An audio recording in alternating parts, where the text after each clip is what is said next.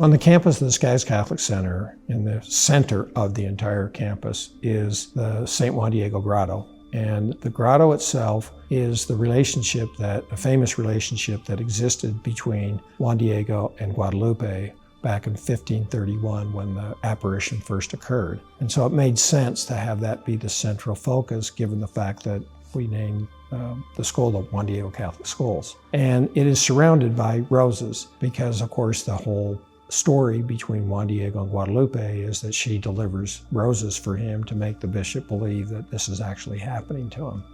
So that's really what happened in terms of the placement of the grotto on our campus and why it's the central piece on our campus. But what has happened over the last 22, 23 years is that it has come to mean more personal things for the community of the Skaggs Catholic Center.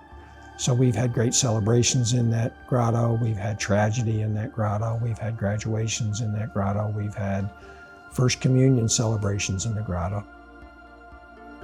So the first tradition that emerged with the St. Juan Diego Grotto actually was created by the football team. And my brother John, who was the head coach, he decided that he was going to start a tradition whereby at the end of every football game, he would lead the team, the coaches and the football players and cheerleaders and drill team and fans, if they wanted to come, to the grotto.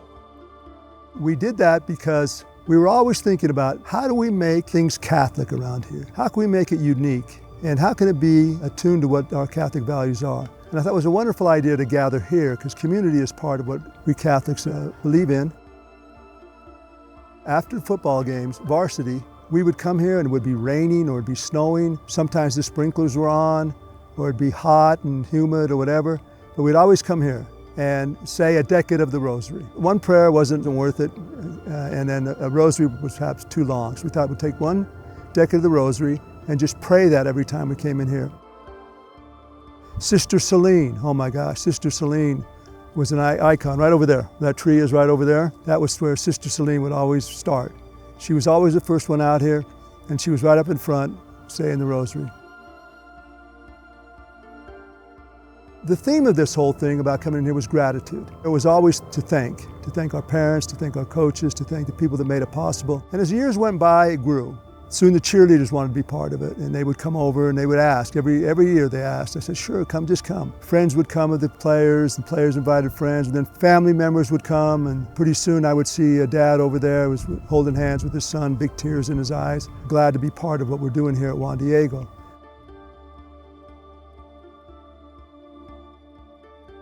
Part of our graduation rites and rituals as we honor our seniors is the day of their commencement. We begin that whole experience with bringing our seniors back to the grotto in a very special way. They process out the north doors, they walk to the edge of the property, and they come back all the way through the property to the grotto, which represents, in my thought, the heart and soul of the campus. It's the core of the campus.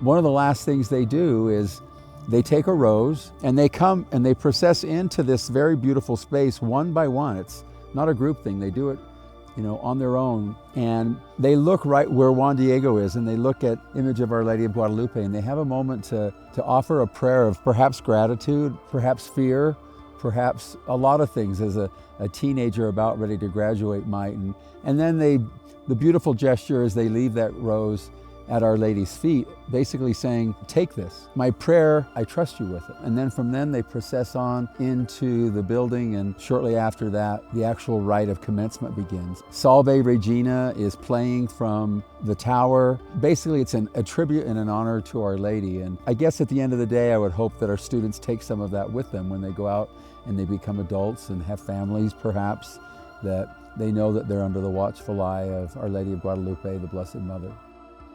It was a great experience for our kids, for me, and the tradition continues, and hopefully it will never end.